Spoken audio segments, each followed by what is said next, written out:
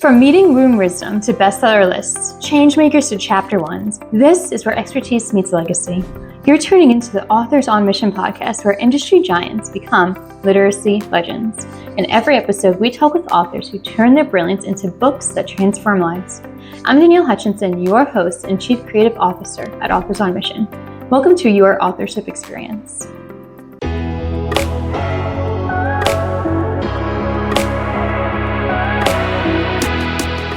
Hello, everybody. Welcome to another episode of the Authors on Mission podcast, the podcast for aspiring authors looking to make their mark on the world. Today, we're joined by Tiffany Rosik, a seasoned tech specialist and CEO of TGR Management Consulting, who's here to share her journey to become a successful author.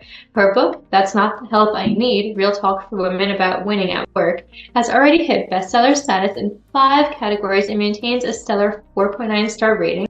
So whether you're an aspiring author or professional looking to share your expertise through writing, Tiffany's story transforms her 25 years of experience into actionable advice for others, will provide us with real valuable insights into her book writing process and building your platform as an author. So I'm your host, Danielle Hutchinson, the Chief Creative Officer at Authors on Mission, and without further ado, I'm pleased to announce our guest, Tiffany Rosik. Tiffany, welcome.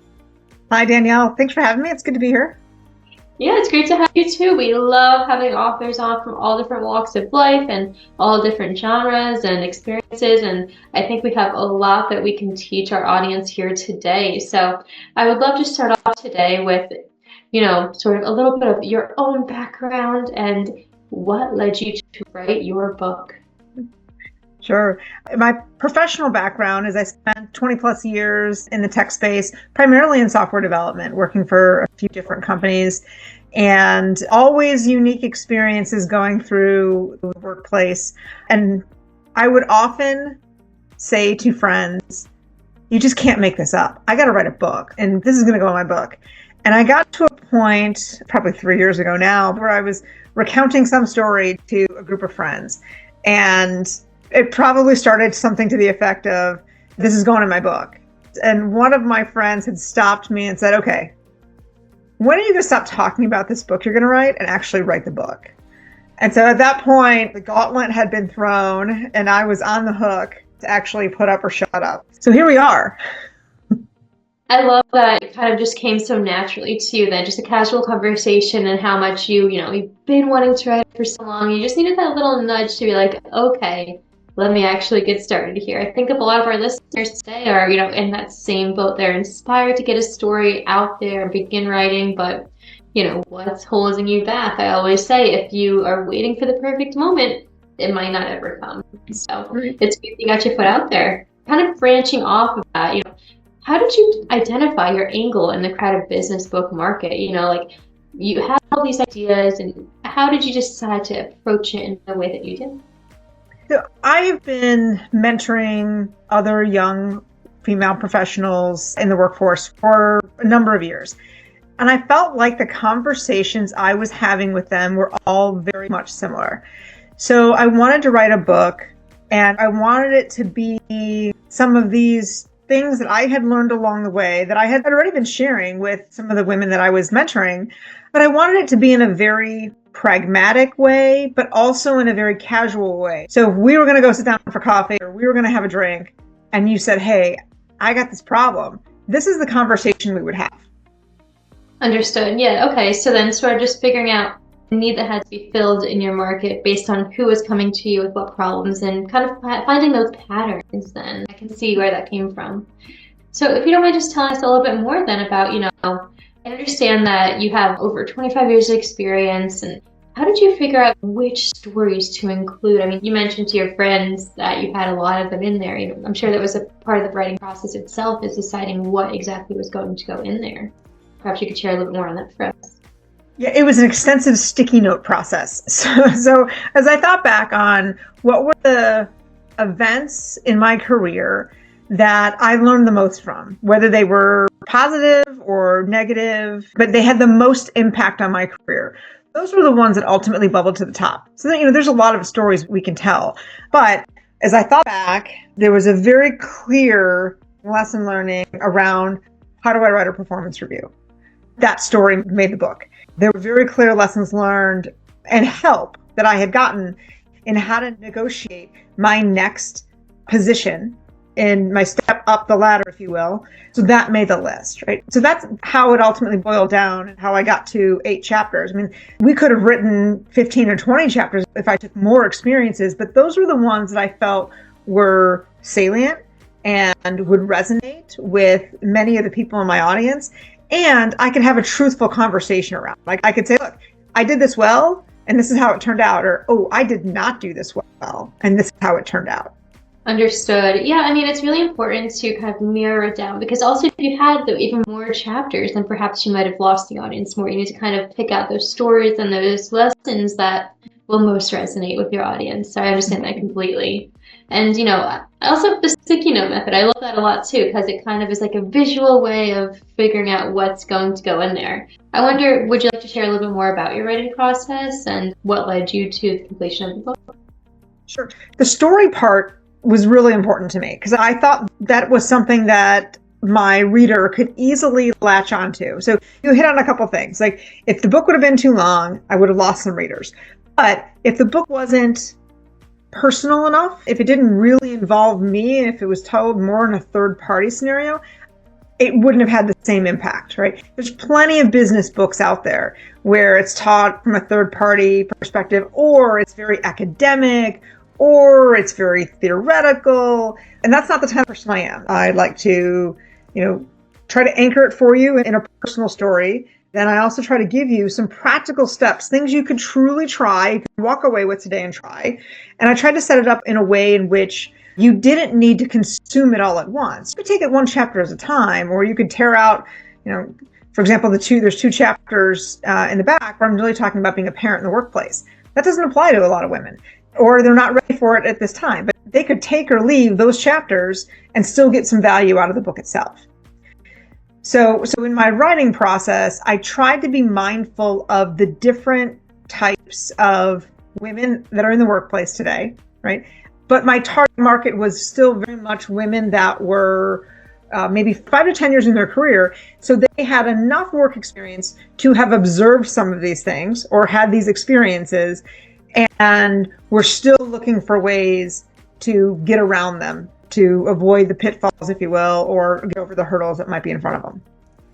Okay, yeah, I get that a lot. And, it's also interesting the way they market it, not towards, you have a very general audience, but then you also have those chapters that are targeted for, the parents in the workplace. And, it's great that it can be standalone or not. I understand also that you also are targeting to girl dads as well. Is that understood?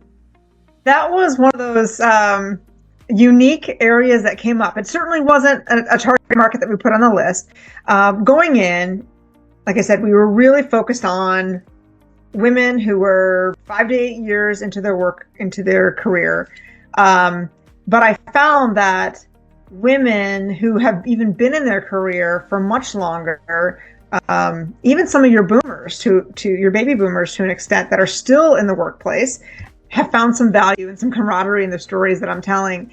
But the surprise one was girl dads. I've had a number of men buy the book, read it, and then they've come back and they've bought more books to give to their daughters. And that's awesome, though. It's great not only to have that audience that was unexpected, but that they keep coming back too, and they're sharing it to more people. That must have been a nice surprise. What a great compliment. Of course. And, to everybody listening right now, that's something, a reason why you do need to get out there and get that book on the shelves, because you never know the type of feedback you might get or who's going to be interested in your book or the audiences and people you're going to impact. So, yeah, amazing to know that happened with you, Tiffany.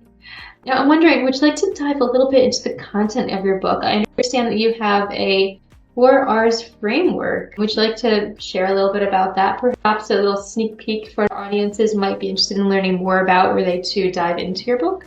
Sure. So there's probably 2 unique aspects of the book. One of them is, as you mentioned, the 4 R's.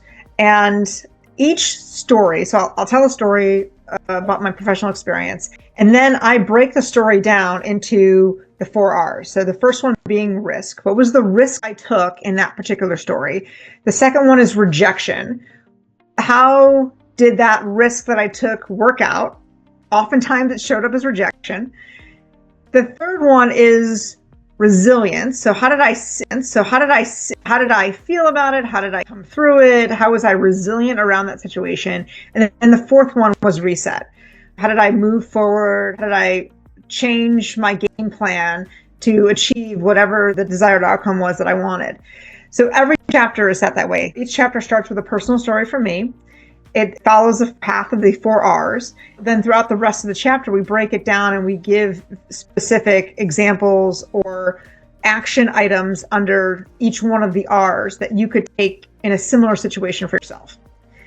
And then at the close of the chapter, we also provide some summary points to take away. Again, quick reading, right? I've assumed my reader is a busy person.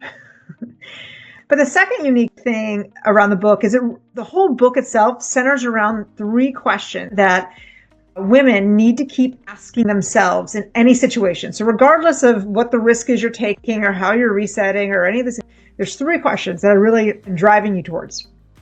The first one is asking yourself, why not me? Right? The scenario is I want a promotion. Well, why not you? Why shouldn't you get that promotion? And there's a lot of things that we tell ourselves to talk us out of why we're not qualified, but you got to keep asking yourself that question.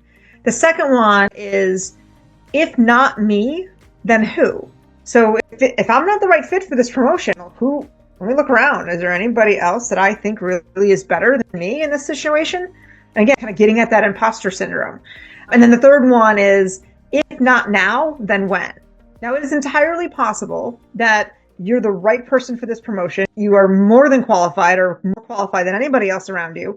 But there truly could be a timing issue. But again, we often use timing as a reason why we shouldn't be wherever it is that we want to go, right? We'll say, oh, it's not good. Oh, I got this, my kids, my mom, there's always things we throw out that get in our way. And so I really want the reader to focus on those 3 questions and try to figure out, is that imposter syndrome barriers they're throwing up? Or is there legitimate reasons why for each one of those questions? Yeah, and it's also really cool that you have each chapter structured in a similar path, right? Something the reader can expect when they turn the page and they know exactly we're going to start with, each of the 4 R's. You're going to go more in depth. We have the stories to think about too. So I think it's another level of engagement. It's structuring it in a similar way. That's a big benefit as well. Mm-hmm. So definitely agree with you there. I'm wondering if you don't mind sharing a little bit more about, your background and leading up to this. I think one of the questions I forwarded to you before this was actually, how your background as a golf caddy and professional kind of influenced your writing style. And sometimes when I ask these questions, a lot of my authors wonder, what do you mean? How did that influence it? But, whether or not you believe in, your background does influence your writing and where you're coming from with your beliefs. So would you say there's any correlation between them? There's a lot of things I learned as a golf caddy that I have very clear impacts into my professional life. For the listeners that may not be aware, a golf caddy, typically you find them at private country clubs, and you are carrying the golf bag for a member golf, and they pay you a fee to do this. In the book, I tell a little bit more about my background in golf and how I got to be a caddy, and certainly learned some humility. By carrying somebody else's bag, it's a service, so you learn customer service. There's certainly things that you pick up along the way.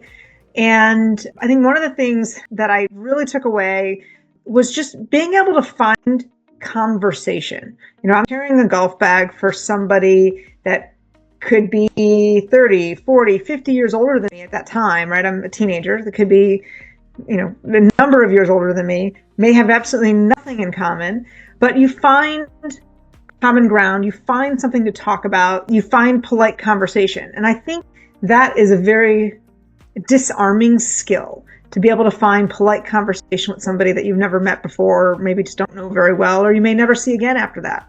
So I think that really led into my development of soft skills. And most of my career, even though I come up in tech and I have the ability to do technical development, I didn't spend most of my days doing that. I wasn't writing code most days. Most days I was organizing people and influencing people and motivating people and getting people to deadlines. So I think there's a very direct line between the skills that I learned in my summer job as a teenager to how my career has evolved. Yeah, that's always interesting to think about, and I'm glad that you're kind of on the same wavelength as me there because, everything that we do in our lives, it's almost like a stepping stone and a building block to who we become later on. So even if it's something you did when you were younger, it definitely instills those beliefs and practices that later influence who you are today. And then you look at you now, with the consulting firm and all of that. I mean, it's incredible how far you've come. I'm wondering, if you could share a little bit about, what you do at TGR Management. I mean, that's something you created and, you're thriving right now. Perhaps you could share a little bit of insight about that for everybody listening today. Sure. 8 years ago, and this is actually one of the stories that I tell in the book, 8 years ago, I decided to start my own consulting company. It really came out of a decision that a company made. So I was on a path with another consulting company, a much larger one, and they chose to move away from the line of business that I was working in. I was actually leading a line of business, and they decided that they didn't want to pursue that anymore. And they offered me another spot somewhere else in their company, and it just wasn't a good fit. It wasn't for me. And it took me too far away from what I was passionate about and what I wanted to do. So what I tell people is the company made a decision about them, and I made a decision about me. And in the end, it led to the start of TGR Management Consulting. So we are a boutique consulting company. We focus on marrying technology with operations for medium-sized companies. So my day-to-day looks can vary, but for the most part, I'm spending time trying to recruit new business. So a lot of business development for me, bringing in new clients, talking to other business owners, stakeholders, and sometimes I work inside the business, and I actually do some of the consulting at the highest levels. Most of our customers have somewhere between 150 to 300 employees, and they are in a growth cycle, and they just need some help either deploying new technology or adjusting their current technology to meet the new demands that are ahead of them. So that's where my team would come in. Okay, great. Yeah. So if anybody listening today wanted to sort of get involved with that, or perhaps reach out to your resources, where could they find you and where could they find more information about that? So our company does have a website, so tgrmanagementconsulting.com. But they can also find me on LinkedIn. So Tiffany Rosik, I'm on LinkedIn. I'm pretty active on LinkedIn, and that's usually a great way to reach me too, is by sending me a message. Awesome, great, and we'll have the links to that in the description of this podcast as well, so anybody listening today can click right there and easily find it as well. And now I wonder, kind of going back to the book, now that you have your name on a book and it's out on the shelves, would you say that it, has helped, your consulting in any way or influence other areas of your life now that you have that credibility out there? I don't know that there's been a direct impact on my business, but it is an opportunity. It's another reason to get in front of folks and have a conversation. It really has expanded my circle. I think one of the best parts about my job in general is that I get to meet new people, and the book has just expanded the opportunities to meet new people. So I've been able to lean into more speaking engagements, which is always fun, and get out to more events and talk one-on-one with folks. Okay, great, awesome. A lot of people listening today, the reason I asked that question is because they're trying to debate, why should I get out there and write my book? Why should I take that first step? And all of them are thinking, okay, it's to establish that credibility from my business, but speaking engagement is another huge aspect of it as well, like being able to say, I wrote this book, these are my practices, my theories, and that allows you kind of like your gateway into that world. Would you mind sharing a little bit about what it's like to be involved in the speaking world and perhaps any stories and anecdotes that you've experienced in that time? Well, it's like anything else where you've got to make a commitment around it. Sometimes speaking engagements just come my way, but there is an effort that I have to put in around to getting those speaking engagements. So I think that's one thing folks need to be prepared for, is that even lining up podcasts like this, there are some podcasts that come your way, but if you really want to get out and market, you've got to put that effort in to make those happen, apply to all those podcasts, fill out all those forms. It's the same thing with speaking engagements. There's a lot of opportunities to speak. There's a lot of conferences out there, but narrowing down the ones that are truly valuable to you that you will take something from as well as give something to, those are the harder ones to nail down. So I also think giving advice I would give people is you've got to be patient. Once your book is published, now it's sort of a long, you're playing that long game now where you can take your time to try to find different speaking engagements and opportunities. And I wouldn't overbook yourself in doing any of those things. Okay, no, that's an amazing advice. First off, to have that balance, right? Make sure you have time for yourself as well, and you're able to rest and breathe, and you don't overbook. It's always an amazing tip, of course. And also, you're right. You need to. It is hard work to get, the speaking engagements and get, those podcast opportunities. It's not going to just fall in your lap the same way that writing a book's not going to fall in your lap. It's not going to just one day appear right there on the shelf. You have to put your work into it.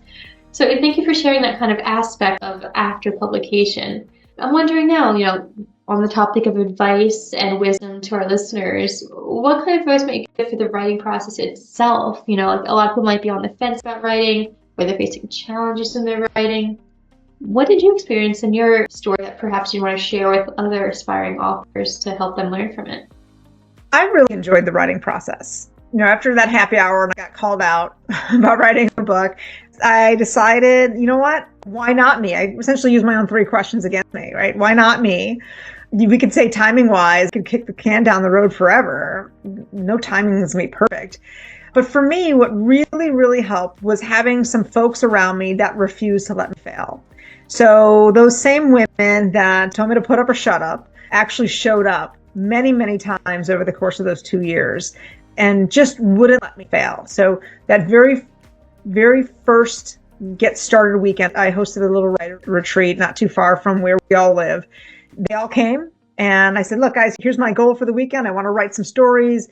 Do whatever you want, but I'm here writing stories. And it was so wonderful. They had planned the weekend. They brought the food. They opened the wine. They had the hot tub going. And they just let me float in and out of every activity or not based on where I was and what I was doing and how I was feeling about the writing that I was doing.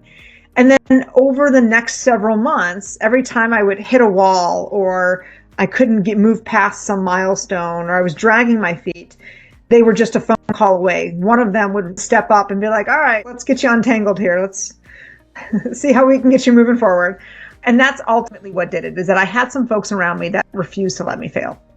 That's an excellent piece of advice too. As much as we want to do it on our own and, think that we're able to, we very much are. A lot of us listening are, entrepreneurs or busy people in the workplace as well. And you want to do it, and you want this as an accomplishment. But in today's day and age, having a team to help you through it is, I agree, 100% a huge benefit as well. Whether you're, too busy or holding yourself accountable, it's an amazing tip to make sure you have that company. It's funny how your story kind of started with that, with your friends pushing you to actually get started. And then throughout the journey, you had that support group too. And I'm sure now too, your people are supporting to, help after the book has been published too. So community is all about it. Yeah. So now, my next question to you as we begin to sort of conclude today, what's next on the horizon for you? I mean, you have this amazing book out, you're working on consulting. What else might our audience be excited for in the future? Well, funny, I never thought you'd hear me say this out loud, but I think there could be a few more books out there. I really, really enjoyed the process. And I think this book starts out tackling one complex area of women's development. I think there are a couple more that I could highlight around a book. So I would look for that. I think we're still a few years away from anything publishing, but I'm glancing over here at my wall. That's where the sticky notes are. But there are some sticky notes on my wall already. Okay. All right. Well, if the sticky notes are up, that means something's in the works. So, okay, everybody listening today, I mean, first off, check out the book on Amazon. Second, check out the consulting on the website. And third, stay tuned. Keep following on LinkedIn to see, when this new book may perhaps be released in the future. I mean, that's something to keep an eye out for. So, yeah, I'm wondering, any last snippets or pieces of advice or anything you'd like to leave our audience with today? I think I just tell folks to go for it. There's a reason why you're listening to a podcast like this. You're trying to crowdsource some confidence, most likely, and just start. right? Just keep moving forward. Find a way to keep moving forward. It could take you 6 months, or it could take you 2 years, or it could take you 4 years. Just keep moving forward. Keep moving forward. I love it. That's all you can really do is get started, move forward, have a team by your side, like you mentioned before. Mm-hmm. And yeah, that's all you really need. Do you happen to have a copy of your book with you right now, by the way? I do. I actually have my author copy. So this is the copy of the book. I don't know if you can see it. A little closer because the background there. Maybe not. There we go. So this is the author copy. So as you can see, it has a little seal across it. Everybody gets this. Is the very first print of your book, and this is the one that I keep on the desk next to me. I love it. It's a beautiful cover. It's a beautiful design as well. So there you go, guys. Check out that book right there on Amazon. I'll put the links in the description as well, so you'll be able to pick it up and learn all of these different techniques. It really is an amazing approach. It's different from all the others. It's unique in that it doesn't quite hedge towards the traditional beliefs that people take when it comes to business advice. It's not male-centric or women-centric. It's about the 4 R's framework and everything we just discussed. So thank you for that. Thanks for sharing everything with us today, Tiffany. We appreciate it. Well, thanks for having me, Danielle. This has been a good conversation. Appreciate it. Always, yeah. I think our listeners learned a lot too. And everybody listening today, your path from recognizing a gap in women's business literature can really inspire everybody today. And I think that they can also use this to create practical experience-based guides on their own as they're writing. Your approach to combining real-world stories with actionable advice really demonstrates how to create content that truly resonates with our target audience. So again, find the book on Amazon and connect with Tiffany through the Management Consulting Group. And without further ado, everybody, that's the end of our show today. Remember to keep writing, keep leading, and keep inspiring. And Tiffany, thanks again for joining us. It's been a true pleasure. All right, everybody have a great day. As we close another inspiring episode, remember, every best-selling author was once just a person with a story to tell. I'm Danielle Hutchinson, inviting you to write the next chapter of your success story at AuthorsOnMission.com. Your audience is waiting, your wisdom is ready, and your book is next.